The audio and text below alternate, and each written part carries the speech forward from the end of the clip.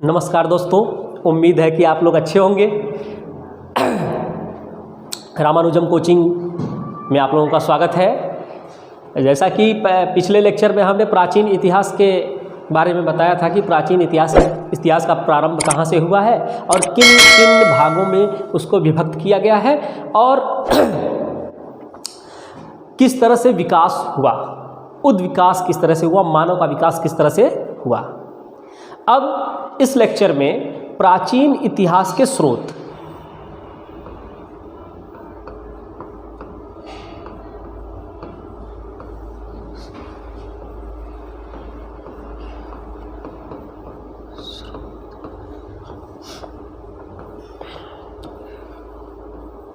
प्राचीन इतिहास के स्रोत को दोस्तों तीन भागों में विभक्त कर दिया गया।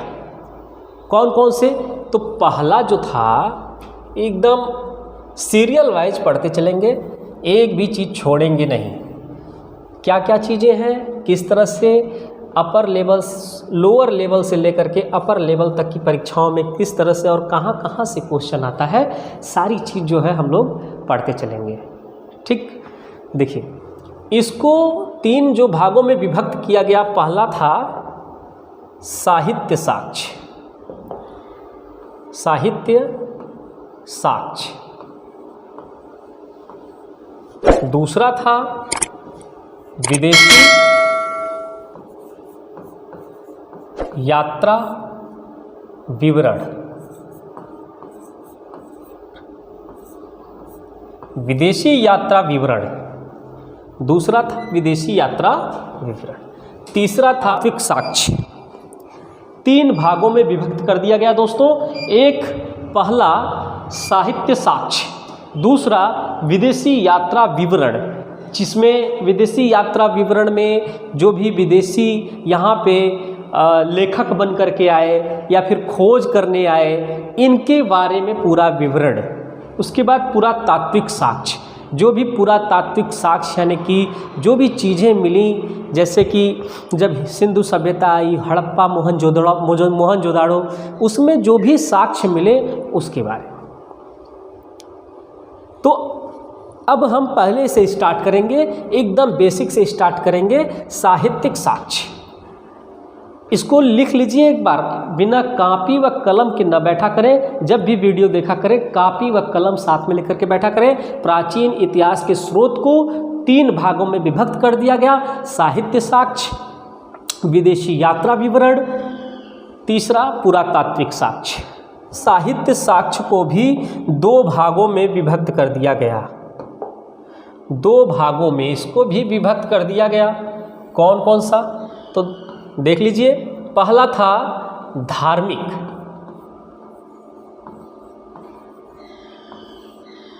धार्मिक साहित्य।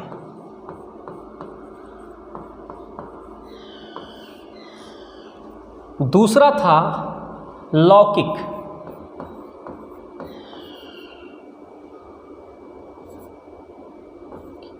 सीरियल वाइज पढ़ते चलेंगे। देखिए दोस्तों, एकदम आराम से बच्चों, एकदम ध्यान से पढ़ते रहिए। मैंने क्या बताया?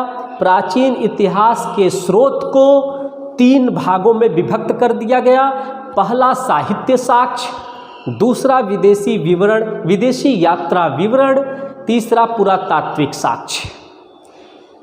अब हम साहित्य साक्ष्य को पढ़ेंगे और जो ये लेक्चर है इतिहास, प्राचीन इतिहास के स्रोत का 3 लेक्चर।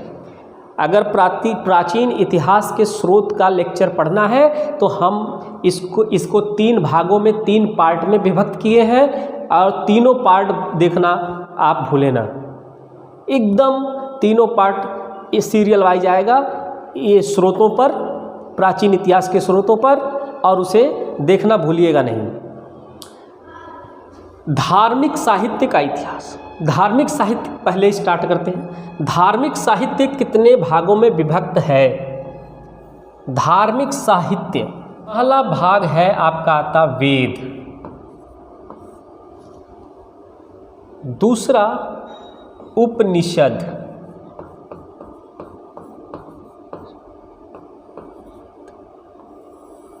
तीसरा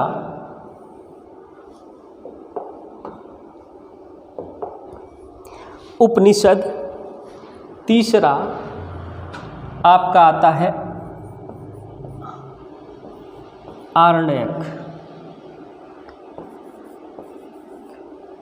आरण्यक, चौथा आपका आता है पुराण, पांचवा स्मृति,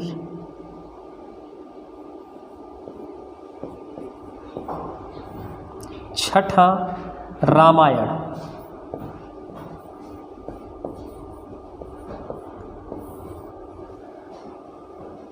थोड़ा ऊपर कर लेते हैं, सातवां महाभारत।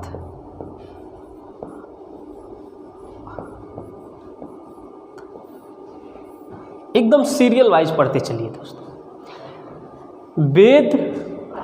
वेद के बाद उपनिषद, आरण्यक, पुराण, स्मृति, रामायण, महाभारत। एकदम सीरियल वाइज चलते हैं। उसके बाद लौकिक साहित्य में कितने भागों में ये टूटा है? तो यह जो है 2 भागों में टूटा है। एक बौद्ध ग्रंथ,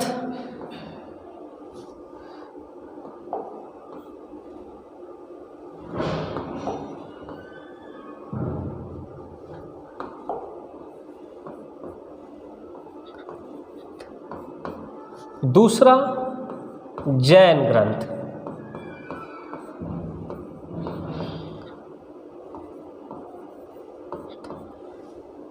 बौद्ध ग्रंथ और जैन ग्रंथ, यह 2 भागों में और यह 7।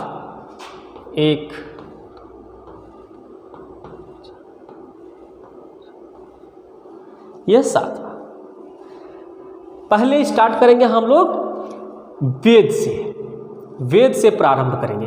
तो पहले एक बार आप लोग देख लीजिए कि साहित्य साक्ष्य कितने कितने भाग है। 2 भागों में विभक्त कर दिया गया, धार्मिक साहित्य और लौकिक साहित्य। धार्मिक साहित्य के कितने भाग हो गए? वेद, उपनिषद, आरण्यक, पुराण, स्मृति, रामायण और महाभारत। लौकिक वहीं देखिए, वहीं लौकिक साहित्य में बौद्ध ग्रंथ और जैन ग्रंथ 2 भागों में विभक्त कर दिया गया। एकदम ध्यान से पढ़िए, एकदम सीरियल वाइज पढ़िए, कोई दिक्कत नहीं होगी आप लोगों को। अब हम चलते हैं नेक्स्ट पेज पे, वेद के बारे में। पहला था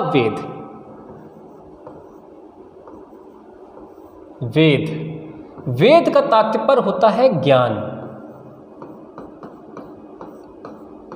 वेद का तात्पर्य है ज्ञान।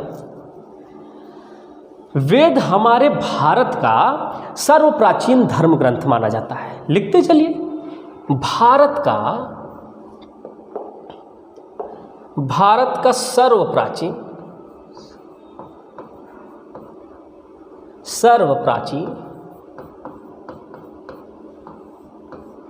ग्रंथ माना जाता है।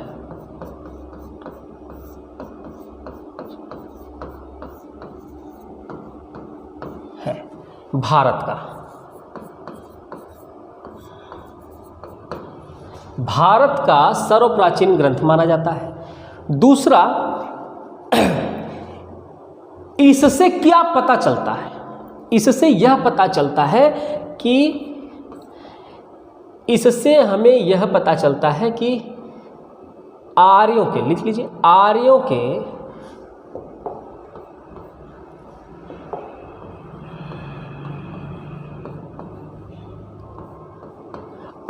के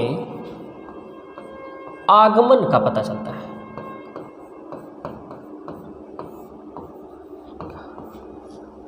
आर्यों के आगमन का व निवास का।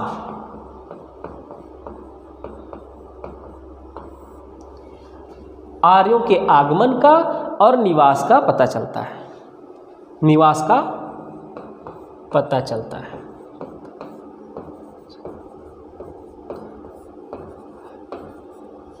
जो पॉइंट आपको एग्ज़ाम बेस पे एग्जामिनेशन में आने हैं, परीक्षाओं में आने हैं, बस उन्हीं को पढ़ते चलें। संकलन, बात करते हैं संकलन की।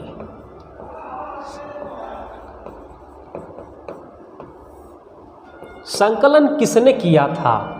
इसका संकलन किसने किया था? तो महर्षि कृष्ण द्वैपायन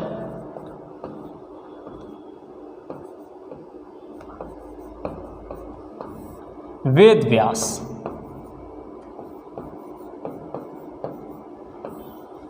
वेद व्यास जी ने किया था।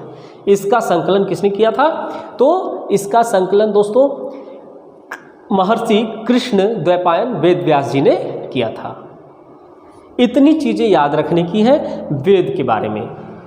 सबसे ज़्यादा बार पूछा गया है इस परीक्षाओं में कि इनका वेद का संकलन किसने किया? तो किसने किया? महर्षि कृष्ण द्वैपायन वेद व्यास जी ने किया। अब वेदों को एकदम लिखते चलिए, इसका स्क्रीनशॉट लेना है वो लेते चलिए। और अब मैं आगे बढ़ रहा हूँ। तो इस वेद को कितने भागों में विभक्त कर दिया गया? तो 4 भागों में विभक्त कर दिया गया, 4 भागों में बांट दिया गया। कौन कौन से वेद हैं वो देखते हैं। को 4 भागों में बांट दिया गया। पहला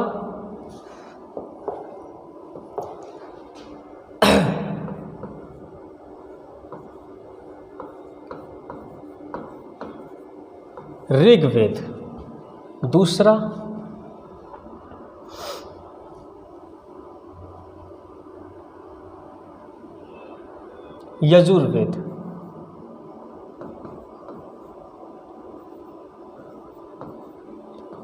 यजुर्वेद, तीसरा सामवेद, चौथा अथर्ववेद,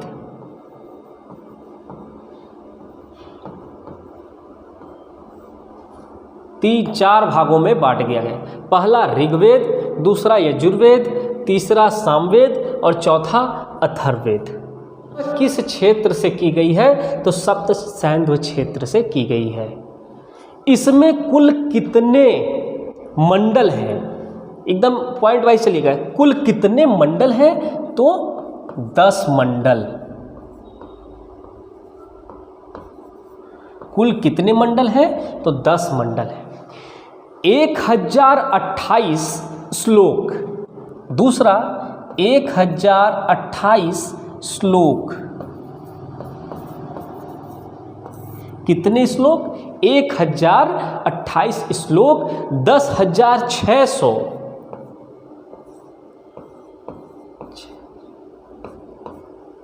10,600 मंत्र या ऋचाएं। मंत्र को ही हम ऋचाएं भी कहते थे। मंत्र 10,600 मंत्र, एकदम पॉइंट वाइज 10 मंडल, 1028 श्लोक, 10,600 मंत्र। इसके 10वें मंडल में, इसके यानी कि ऋग्वेद के 10वें मंडल में पुरुष सूक्त, पुरुष सूक्त का वर्णन किया गया है 10वें मंडल में। कौन से? 10वें मंडल में। 10वें मंडल में पुरुष सूक्त का वर्णन किया गया है। वो इस प्रकार है कि यहाँ से गले से ऊपर जो मुख है, सिर वाला पार्ट है, वो जो है उससे ब्राह्मण वर्ग, उससे कौन सा वर्ग? ब्राह्मण वर्ग का निर्माण हुआ। ब्राह्मण वर्ग का निर्माण गले से ऊपर, यानी कि जो सिर वाला पार्ट है, ये ऊपर जो हेड है, उस वाले पार्ट से किसका निर्माण हो गया? ब्राह्मण वर्ग का निर्माण हो गया। उससे नीचे जो धड़ वाला भाग है, ये चेस्ट धड़ वाला भाग है, जो इससे क्षत्रिय वर्ग का निर्माण हो गया। क्षत्रिय वर्ग का निर्माण हो गया। और जो जांघ वाला भाग है, जो जांघ वाला, ये जांघ वाले भाग से जो है वैश्य वर्ग का निर्माण हुआ। पुरुष सूक्त में देखते चलिए कौन कौन सी चीज़ है, मैं बताते चल रहा हूँ, आप कॉपी कलम लेकर के उसको नोट करते चलिए। जांघ वाले भाग से मैंने बताया क्या, वैस का निर्माण हो गया, वैस वर्ग का।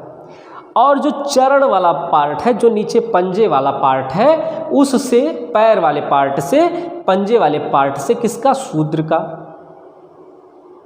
शूद्र वर्ग का निर्माण हो गया।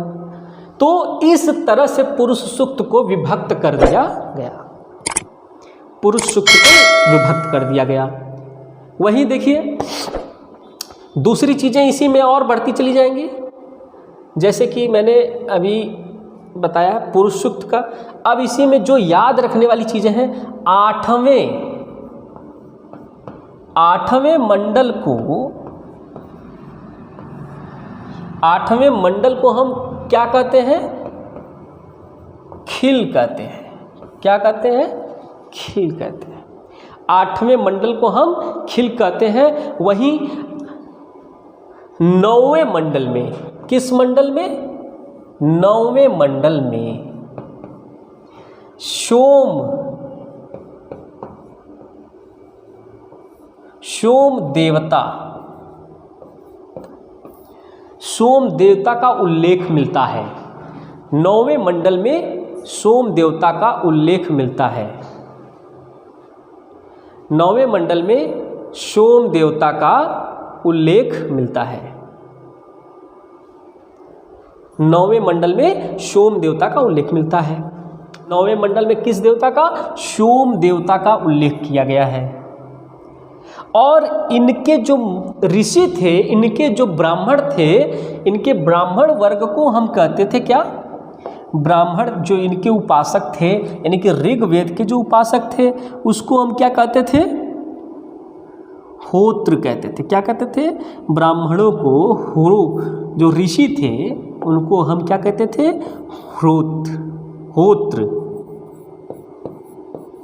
होत्र कहते थे। क्या कहते थे, होत्र कहते थे। ये हो गए 1 2 3 4 5 6 7 8, ऋग्वेद से 7-8 पॉइंट हो गई। बहुत इंपॉर्टेंट, वेरी इंपॉर्टेंट।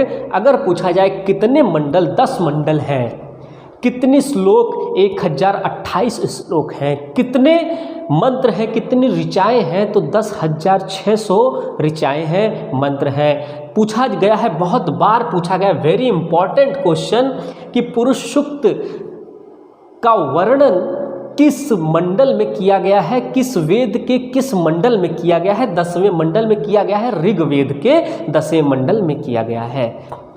8वें मंडल में क्या है, 8वें मंडल को किस नाम से जाना जाता है, तो खिल के नाम से जाना जाता है। 9वें मंडल में सोम देवता, किस पूछता है क्वेश्चन में कि किस देवता का उल्लेख किया गया है, 8वें मंडल में किस देवता का उल्लेख किया गया है, तो सोम देवता का उल्लेख किया गया है। एकदम एक भी पॉइंट छोड़ना नहीं है। और इसके ब्राह्मणों को, इनके ब्राह्मणों को क्या कहते हैं, होत्र कहते हैं। क्या कहते हैं, होत्र कहते हैं। अब नेक्स्ट, अब बात आती है यजुर्वेद की। किसकी बात आती है, यजुर्वेद की बात आती है। यजुर्वेद कर्म कांड प्रधान ग्रंथ है। कैसा ग्रंथ है, कर्म कांड प्रधान ग्रंथ है। कैसा ग्रंथ है, तो कर्म कांड प्रधान ग्रंथ माना जाता है। कर्म कांड यजुर्वेद कैसा ग्रंथ है, यजु का मतलब भी ज्ञान होता है। यजु का मतलब क्या होता है, ज्ञान होता है। जैसे कि वेद का अर्थ होता है ज्ञान, उसी तरह से यजु का अर्थ भी क्या होता है, ज्ञान होता है। अब यजुर्वेद की बात करते हैं, तो यजुर्वेद कर्म कांड प्रधान,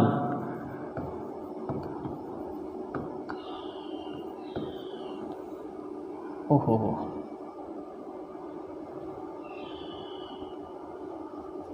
कर्म कांड प्रधान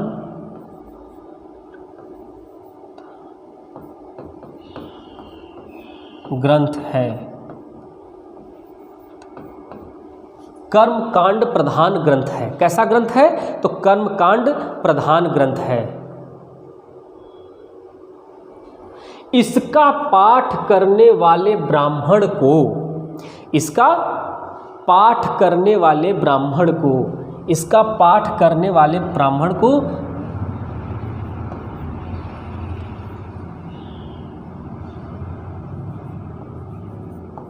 अध्वर्यु कहते हैं। क्या कहते हैं? तो अध्वर्यु कहते हैं। इसका पाठ करने वाले ब्राह्मण को अध्वर्यु कहते हैं। इसका पाठ करने वाले, जैसे यहाँ मैंने बताया इसका पाठ, ऋग्वेद में इसका पाठ करने वाले को होत्र कहते थे, उसी तरह से इसका पाठ करने वाले ब्राह्मण को क्या कहते हैं? अध्वर्यु कहते हैं। इसको 2 भागों में विभक्त कर दिया गया। कितने भागों में? तो 2 भागों में इसको विभक्त कर दिया गया। एक का नाम है कृष्ण, एक का नाम है, एक भाग, पहला भाग है कृष्ण यजुर्वेद,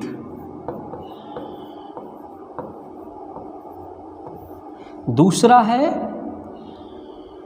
शुक्ल यजुर्वेद।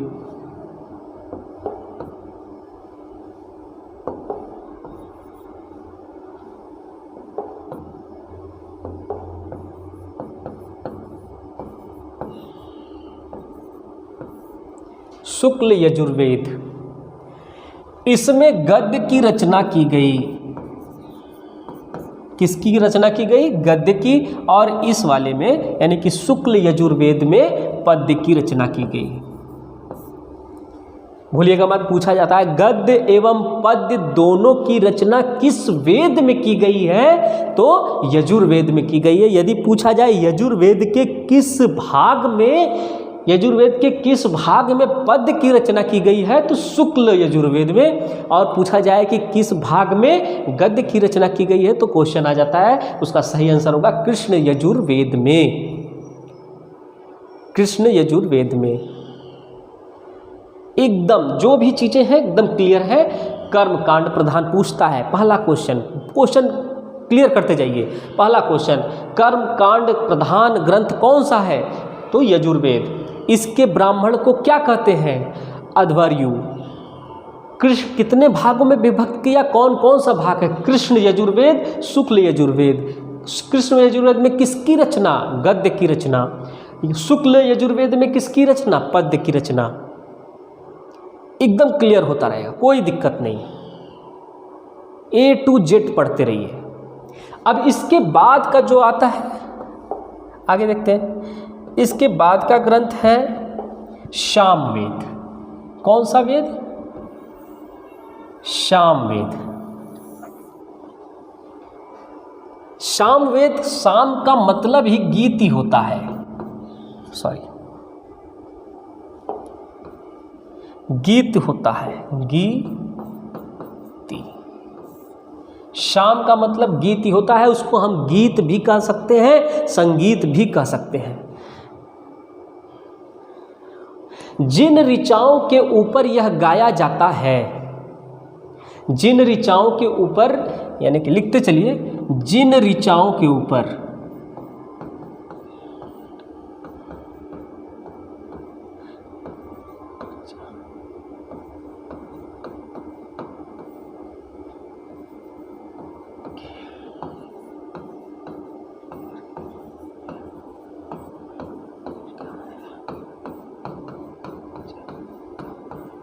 जिन ऋचाओं के ऊपर यह गाया जाता है उसे हम साम्योक्ति कहते हैं। क्या कहते हैं?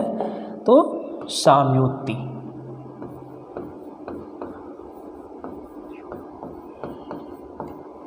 साम्योक्ति कहते हैं।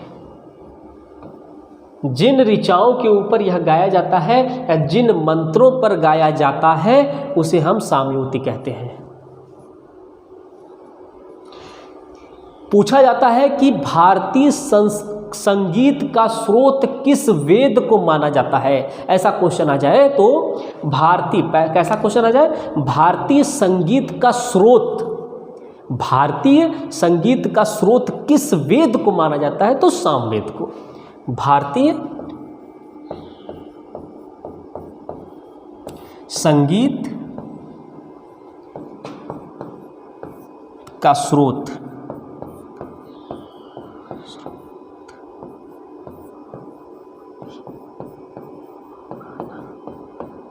जाता है,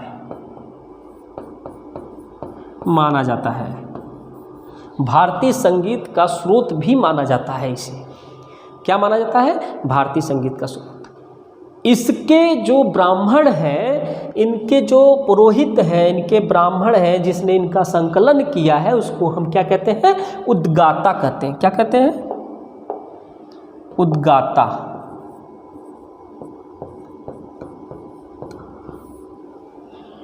उद्गाता कहते हैं। इनके ब्राह्मणों को हम क्या कहते हैं? उद्गाता कहते हैं। उद्गाता, इनके ब्राह्मणों को उद्गाता कहते हैं। अंतिम वेद अथर्ववेद। अंतिम वेद कौन सा आता है? अथर्ववेद। अब एक बार मैं फिर से तीनों दोहरा देता हूँ, उसके बाद मैं अथर्ववेद की तरफ चलता हूँ। पहले में क्या था? देखिए, सप्त एक ही बार में, एक ही क्लास में पूरी चीज़ें क्लियर कर दीजिए, पूरी चीज़ें याद कर लीजिए। अब मेरे साथ साथ बोला करिए। पहला क्वेश्चन, किस रचना से लिया गया है? किस रचना, किस क्षेत्र से लिया गया? सप्त सैंधव क्षेत्र से लिया गया। रचना कहाँ से हुई है? सप्त सैंधव क्षेत्र से। कितने मंडल? 10 मंडल। कितने मंडल? 10 मंडल। कितने श्लोक? 1028 श्लोक। कितने मंत्र? 10,600 मंत्र। आप लोगों को कुछ और भी मिलेगा, अलग अलग किताबों में बहुत सारी चीज़ें लिखी हुई हैं। लुसेंट में कुछ और ही लिखा हुआ है। लुसेंट कई बार गलत भी हो सकता है। मैं जो बता रहा हूँ क्लियर, 10,600 मंत्र। पुरुष सूक्त 10वें मंडल में क्या मिलता है? पुरुष सूक्त मिलता है। 10वें मंडल में पुरुष सूक्त। मैंने बताया पुरुष सूक्त को कितने भागों में विभक्त कर दिया गया है? सिर, धड़, जांग, चरण। 4 भागों में। सिर से ब्राह्मण, धड़ से क्षत्रिय, जांग से वयस्क, चरण से यानी कि पंजे से शूद्र। ऐसे भागों में विभक्त पुरुष सूक्त को कर दिया। 9वें भाग को हम क्या कहते हैं? सोम देवता का उल्लेख किया गया है। 9वें भाग में सोम देवता, 9वें मंडल में सोम देवता का उल्लेख। 8वें मंडल को हम क्या कहते हैं? खील कहते हैं। इनके ब्राह्मणों को होत्र। यजुर्वेद, यजुर्वेद में यजु का मतलब ज्ञान। कर्मकांड प्रधान ग्रंथ कौन सा? यजुर्वेद। इनके ब्राह्मण को, इनके पुरोहित को, इनके ब्राह्मण को क्या कहते हैं? अध्वर्यु। 2 भागों में विभक्त किया गया। कितने भागों में? 2 भागों में विभक्त किया गया। कृष्ण यजुर्वेद, शुक्ल यजुर्वेद। कृष्ण यजुर्वेद में किसकी रचना? गद्य की रचना। शुक्ल यजुर्वेद में किसकी रचना? पद्य की रचना। सामवेद, सामवेद माने साम माने गीत, शाम माने गीत। जिन ऋचाओं पर यह गाया जाता है उसको हम क्या कहते हैं? सामयोति कहते हैं। क्या कहते हैं? सामयोति कहते हैं। भारतीय संगीत का स्रोत किसे माना जाता है? सामवेद को माना जाता है। इसके ब्राह्मण, इसके पुरोहित को क्या कहते हैं? उद्गाता कहते हैं। क्लियर? अब आते हैं आगे यजुर्वेद की तरफ, अथर्ववेद की तरफ आते हैं। किधर आते हैं? अथर्ववेद की तरफ आते हैं। क्लियर करते जाते हैं, अथर्ववेद की तरफ आते हैं।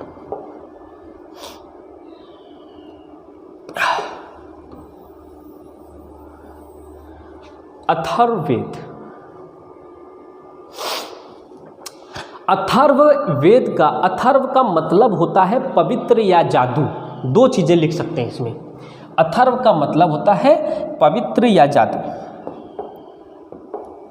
लिख देते हैं, पवित्र या फिर जादू।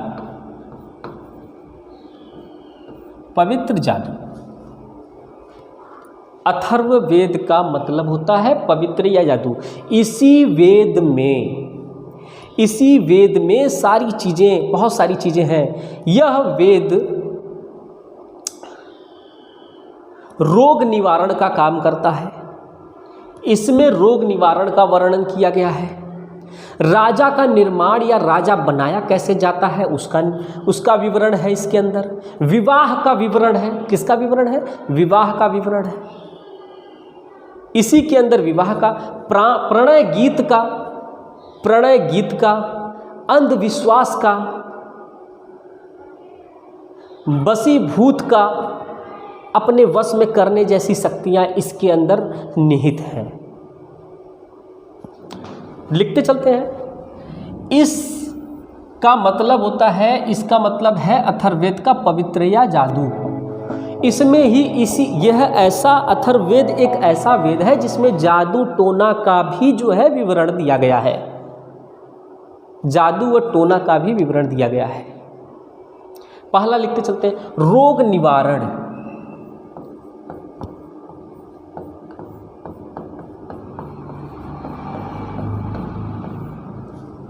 रोग निवारण, विवाह,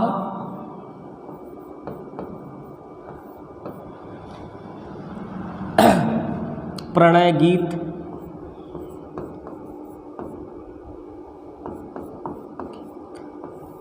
प्रणय गीत, रोग निवारण, प्रणय गीत, विश्वासों का भी अंधविश्वास,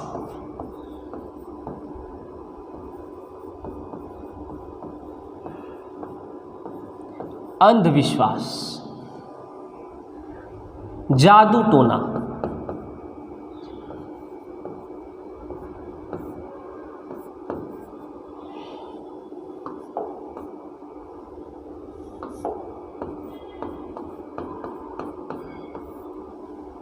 जादू टोना, वशीकरण,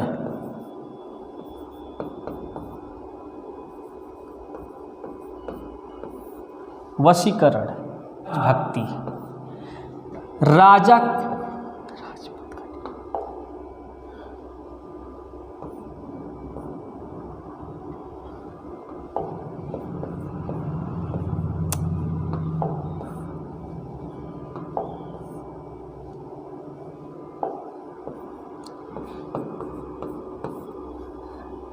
राजा का राज्य अभिषेक,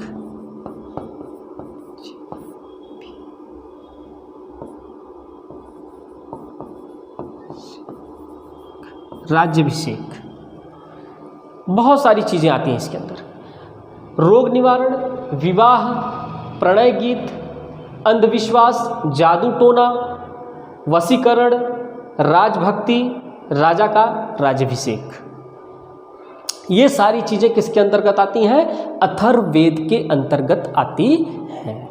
बात आती है कन्याओं के, इसके अंदर एक पॉइंट और बहुत वेरी इंपॉर्टेंट पूछा जाता है, किस वेद द्वारा कन्याओं के जन्म की निंदा, कौन सा वेद कन्याओं के जन्म की निंदा करता है? कौन सा वेद कन्याओं के जन्म की निंदा करता है? तो यही वेद है। कन्या जन्म की, कन्या के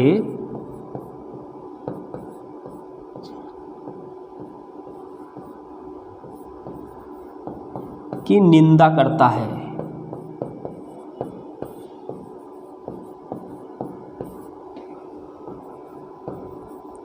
कन्या के जन्म की निंदा करता है कौन सा वेद? यह अथर्ववेद। अथर्ववेद कौन से निंदा करता है? कौन से वेद, किसकी?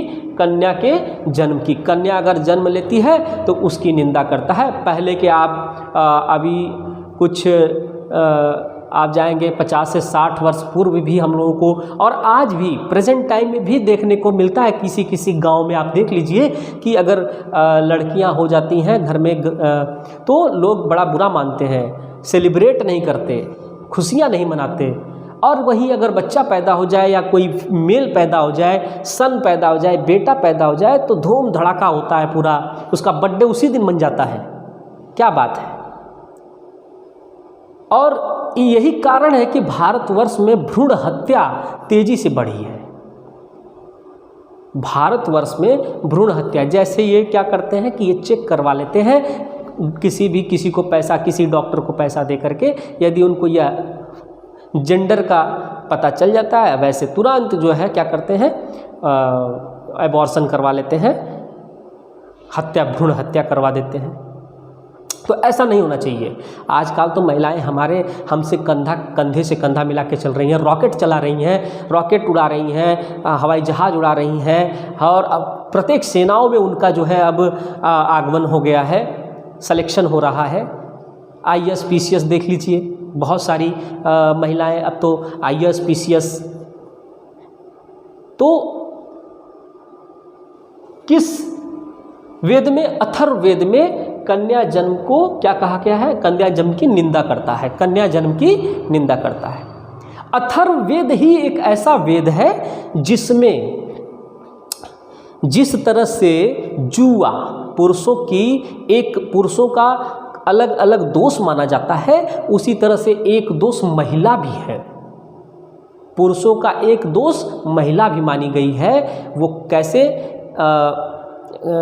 जैसे कि जुआ पुरुष खेलता है, ताश खेलता है, जुआ खेलता है और मदिरा पीता है, तो उसी तरह से एक दोष महिला को भी मानते हैं। वह उनकी एक वस्तु है जिसे वो क्या कर सकते हैं, जिस तरह से जुआ खेला जाता है उस तरह से उसको जुए की तरह उसको भी यूज़ किया, उपयोग करते हैं, ऐसा अथर्ववेद कहता है। ऐसा अथर्ववेद कहता है। 731 मंत्र हैं। कितने मंत्र हैं? तो 731 मंत्र हैं। कितने मंत्र? 731 मंत्र हैं। कितने मंत्र हैं? 731 मंत्र। 6000 पद हैं। कितने पद हैं तो दोस्तों? 6000 पद हैं। 6000 पद, 6000 पद्य हैं।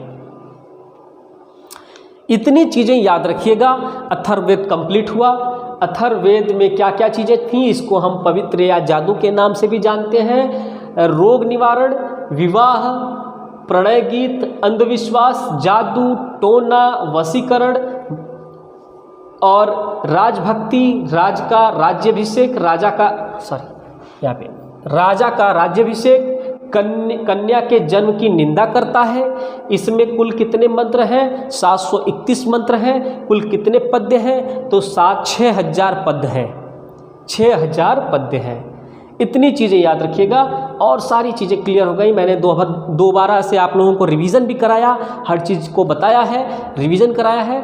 अब नेक्स्ट लेक्चर, दूसरा लेक्चर इसी पर रहेगा, स्रोत पर रहेगा, प्राचीन इतिहास के स्रोत पर रहेगा। पहले मैंने बताया, फिर से एक बार मैं क्लियर कर देता हूँ। उल्टा चलते हैं, एक बार हम फिर से उल्टे से अथर्ववेद की बात करते हैं। अथर्ववेद का मतलब होता है पवित्र या जादू। क्या मतलब होता है? पवित्र या जादू। रोग निवारण, राजभक्ति, विवाह, प्रणय गीत, अंधविश्वास, वशीकरण, राज्याभिषेक, राजा का बनना, राज्याभिषेक, ये सारी चीज़ें किस में आती हैं? तो किससे संबंधित है? सारी चीज़ों का वर्णन किस वेद में किया गया है? तो यजुर्वेद में किया गया है। कुल कितने मंत्र हैं? तो यजुर्वेद में कुल कितने मंत्र हैं? तो 731 मंत्र हैं। कुल कितने पद्य हैं? तो 6000 पद्य हैं। कितने पद्य हैं? 6000 पद्य हैं। अब बात आती है सामवेद की। साम का मतलब होता है गीति, या गीत भी कह सकते हैं उसको। जिन ऋचाओं पर यह गाया जाता है या जिन मंत्रों पर गाया जाता है उसे हम सामयोति कहते हैं। क्या कहते हैं? तो सामयोति कहते हैं। भारतीय संगीत का स्रोत किसे माना जाता है? सामवेद को माना जाता है। इसके ब्राह्मण को हम क्या कहते हैं? इसके पुरोहित को उद्गाता कहते हैं। क्या कहते हैं दोस्तों? उद्गाता कहते हैं। आगे चलते हैं यजुर्वेद की तरफ। यजु का मतलब होता है ज्ञान। यजु का तात्पर्य ज्ञान से है। कर्म कांड प्रधान ग्रंथ है। यह कौन सा ग्रंथ है? कर्म कांड प्रधान ग्रंथ है।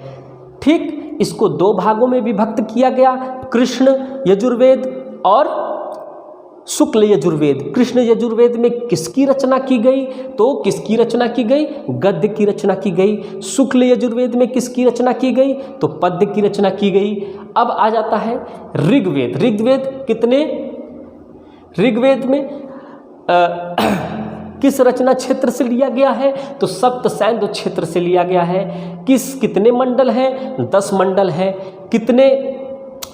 कितने श्लोक हैं? 1028 श्लोक हैं। कितने मंत्र हैं? तो 10,600 मंत्र हैं। 10वें मंडल में पुरुषोक्त का विवरण दिया गया है। पुरुषोक्त क्या है? पुरुषोक्त को कितने भागों में विभक्त किया गया है? मैंने बताया 4 भागों में। सिर से, गले से ऊपर सिर वाला भाग, ब्राह्मण, धड़ वाला भाग यानी कि ये चेस्ट वाला, सीने वाला भाग जो है क्या है? वो क्षत्रिय वर्ग का निर्माण करता है। और जांग वाले भाग से जो है वैश्य, और आपके चरण वाले पार्ट से जो है कौन सा? तो शूद्र। 8वें मंडल को हम खील के नाम से जानते हैं। 9वें मंडल में किसका उल्लेख किया गया है? तो सोम देवता का उल्लेख किया गया है। और इसके ब्राह्मण को क्या कहते हैं? तो होत्र कहते हैं। क्या कहते हैं? होत्र कहते हैं। पूरी चीज़ें क्लियर, एक भी चीज़ कहीं से इस वेदों से अगर कोई चीज़ पूछी जाए तो एकदम से क्लियर है, कोई दिक्कत नहीं है। इसके पहले हमने आप लोगों को बताया कि वेद क्या है? भारत का सर्वप्राचीन ग्रंथ माना जाता है। आर्यों के आगमन का पता चलता है इससे, और उनका निवास कहाँ है। संकलन किसने किया था? तो संकलन कृष्णद्वैपायन वेद व्यास ने किया था। क्लियर?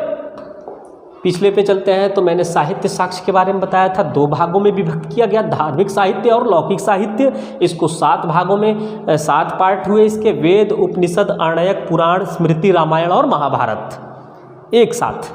उसके बाद लौकिक साहित्य में जैन धर्म और बौद्ध धर्म, बौद्ध ग्रंथ और जैन ग्रंथ।